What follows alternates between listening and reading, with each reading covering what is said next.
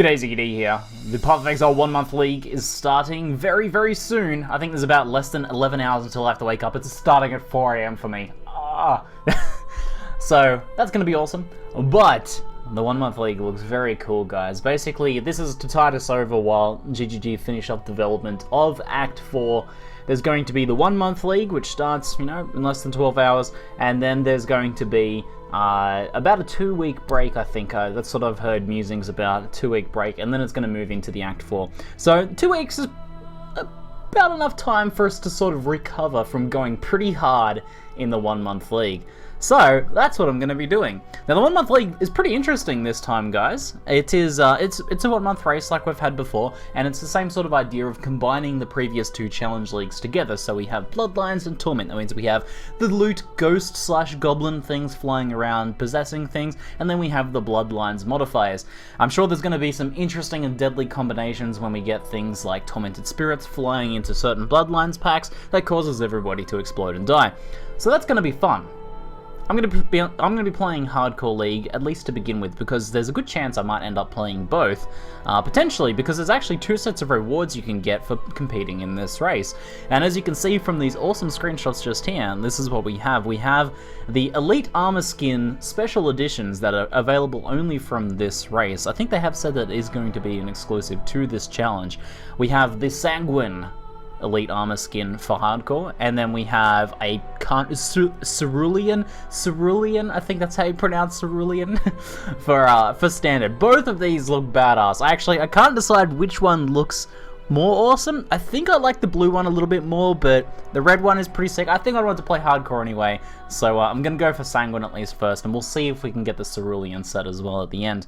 Now, the way that you actually get these sets is you have to complete challenges within this. This is not just, come first to 100 or whatever. There's going to be some people going for 100. I believe Willy Wonka said he's going to be trying to get 100 in 1 month, which if he does that is very awesome. Make sure to tune in for that. I'm going to be there watching if he dings 100 in the 1 month, because that is an insane effort. So good luck, Willy, if you're watching this.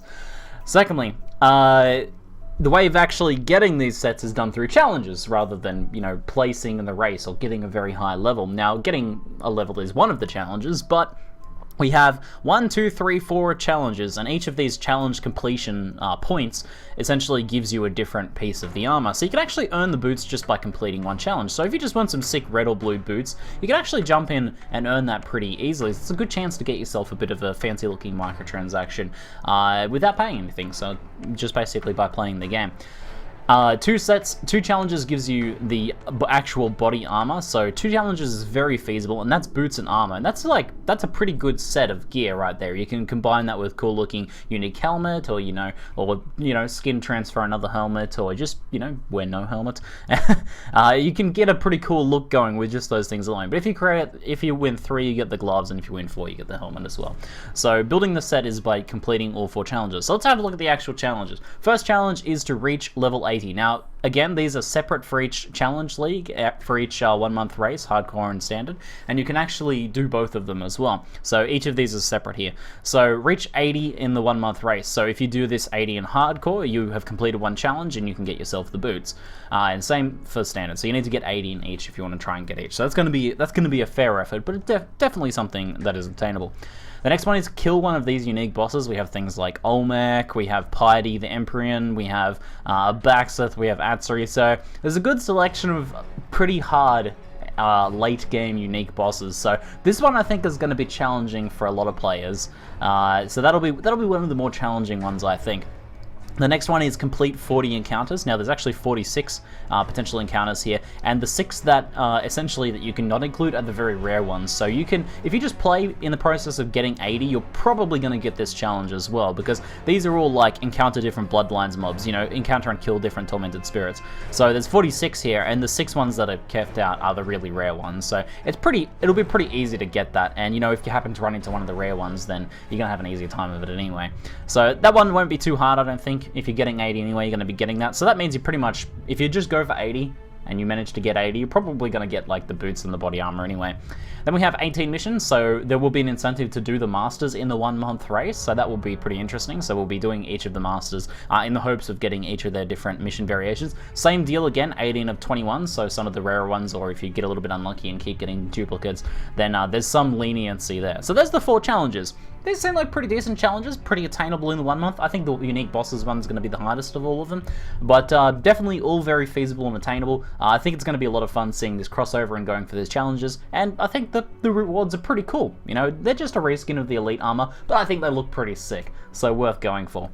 So the second part of this video, I'm going to be playing this, guys. I'm going to be streaming this. I'm going to be starting right at the start of the 1 month race. I'm probably going to be leveling with Pox and Xeno. We're going to be going pretty ham, so that means the first stage stream is probably going to be a very long one, and it's going to start off with Sleepy Ziggy starting at 4 AM in the morning, so I have to get up at like 3 AM or 3:30 AM for that. Should be good.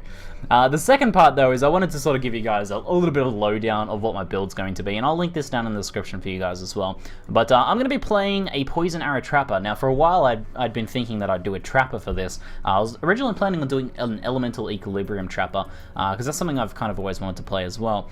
But I think nearly everyone's playing a Trapper, and a lot of them are going to be going Elemental Trappers of some variant. So I think Pox is actually going to be doing a Burn Prolift Trapper, and Lifting Nerdbro said he was probably going to be doing a Trapper as well, and who knows who else is going to be doing a Trapper. So I thought I'd do something a little bit different, and since I'm actually running in the party with Pox as well, I don't want to do a build that's too similar to his, because Elemental Equilibrium and Ignite Trapper, they're going to be competing for gear a little bit. So Xeno suggested why not go a Poison Arrow Trapper. I'm like, holy crap, I totally forgot. I've actually been wanting to play a Poison Arrow Trapper for a very long time. Popularized by Rise QT's Poison Arrow Trapper. This has been a build that I always thought was really cool. I always thought this was something I could get behind, and I always put it in the back of my mind, this is something I wanted to try, and I actually forgot about it. And I was planning in this EE Trapper, but then, you know what? Let's do a Poison Arrow Trapper. I think it's going to be fun. So Poison Arrow Trappers hold a plus gems bow. They put their Poison Arrow in their plus gems bow, and they throw a trap that shoots a Poison Arrow that kills the enemies. They have very high damage, very survivable, and I think a very fun and sort of different play style.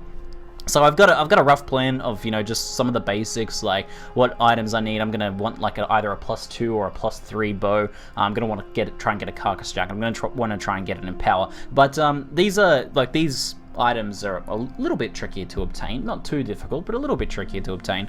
But in a 1 month, certainly feasible. The thing is, though, that this build will do well even without those, so just getting a +2 bow is not very hard at all, and even just with that alone, it will be very effective, I think. I've seen these Poison Arrow Trappers before, I've seen Rise QTs, I've seen other variants, and they've always looked pretty strong, and it's a pretty gear-independent build, and I think that's the key. If you guys are going to plan a build for the 1 month hardcore, or 1 month softcore races, try and plan out something that doesn't really rely on specific uniques, or doesn't really have a huge budget. I mean, you don't really want to plan like a Mjolnir build for the 1 month race. Of course, it is possible to get these things if you work really hard at them, but you're better off going with something that's a little bit less gear dependent. And that's why a lot of people are going to be playing things like Trappers. So otherwise, I've got sort of some of my gem links planned out. I don't need like a linked chest, which is great. That's like another thing that I love about this build, is that I'm not going to need to get like a 5 or 6 link chest, because I will need to get my +3 bow and link that, but I don't need basically anything in the chest, so I can get like just the best chest I can get. I can just get like a Carcass Jack with no links, which is actually going to be very cheap. So that's pretty cool. For the actual Poison Arrow though, you'll be running Poison Arrow. Quality will be something I want to try and get very early, so like right in the first day I'm going to try and buy a quality Poison Arrow. One should drop for someone from like a lockbox or something like that, so I'll be trying to get that as soon as possible. Like the first couple chaos I get, I'm going to try and buy one of those, because I want to level it up, and the level of Poison Arrows is essential. So I'll try and get the quality Poison Arrow as quickly as possible. I'll be running it with Trap, Conk Effect, Increased AoE, that'll be the 4 link, and a 4 link by itself will be very effective, but eventually later on I'll probably want to try and shoot for an Empower, especially if I get a +3 bow, because the Empower and +3 bow, and then for 6 I can run Pierce if I manage to luckily get a Drill Neck, otherwise, because the projectile damage modifier is the Poison Arrow Cloud, or Enhance for the quality bonuses there, which gives increased AoE on on the Poison Arrow.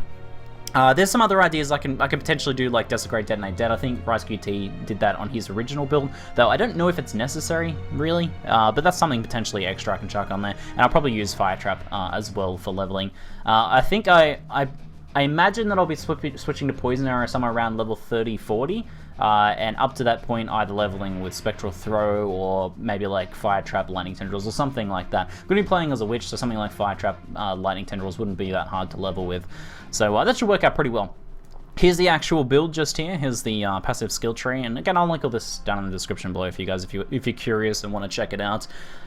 Starting as a Witch, it gives us a good position to get a lot of mana regen and scoot our way around the tree. There's a couple different ways of doing a build like this, and I've gone with this decision. I think this will be fine. If it's not perfect, that's not a big deal. This is only a 1 month character. I'm going to sort of play it for a while and then, forget about it. But I think this should work pretty well in the 1 month race. I think this will work out pretty well. The other way of sort of doing that is coming down through the middle, going down through here, grabbing life, grabbing a whole bunch of life in here, and you can end up with a bit more life that way, and potentially come down and get some like projectile damage from Fury Bolts and get some more life and stuff down there.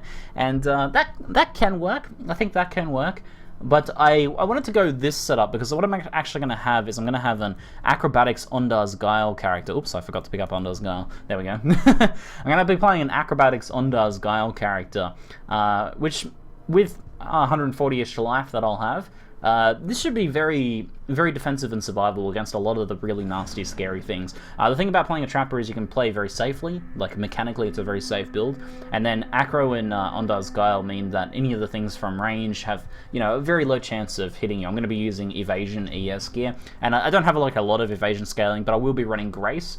So with just a little bit of evasion scaling and the flat evasion from Grace, plus dodge, plus Acro, plus phase Acro, plus Ondar's Guile, I should be safe from most things.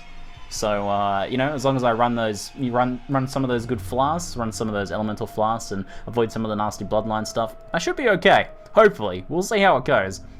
Otherwise, it gets Eldritch Battery. It would be difficult to run Arctic Armor on this character, but that's something I can potentially do if I get really good gear. Otherwise, though, I'm mostly going to be relying on that Phase Acro and Ondar's Guile. And otherwise, I've just scooted around the tree. I've grabbed the AoE from Witch here, so that's a good reason why the Witch is a good starting point here.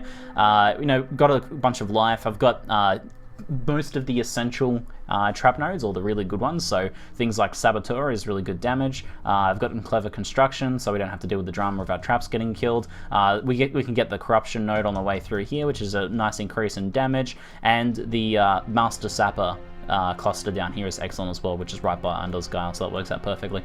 The only thing I haven't gotten is you can come in and get the Expeditious Munitions and Method to Madness, though I think that works better if we do this, what I was talking about, this alternate style of coming down through this way, grabbing the life, go over here and grab that, and that involves not getting Acro and Ondar's Guile and instead going Iron Reflexes. So there's a couple of different ways of playing this. The Iron Reflexes way would probably work out pretty well. You could even go Might Over Matter on that as well. So it's kind of like Iron Reflexes, Might Over Matter versus Acro Ondar's. I think I'm going to Acro's Ondar. I think I feel a bit more confident in that. So guys, make sure to tune in on the live stream. I'll be streaming it right from the beginning. I think it's going to be a lot of fun. Hopefully I can make it past the dangerous combinations of Bloodlines and Tormented Spirits packs and earn myself some fancy colored elite armor. I hope to see you guys there. Anyway, that's it for now. I'm ZiggyD, and thanks for watching.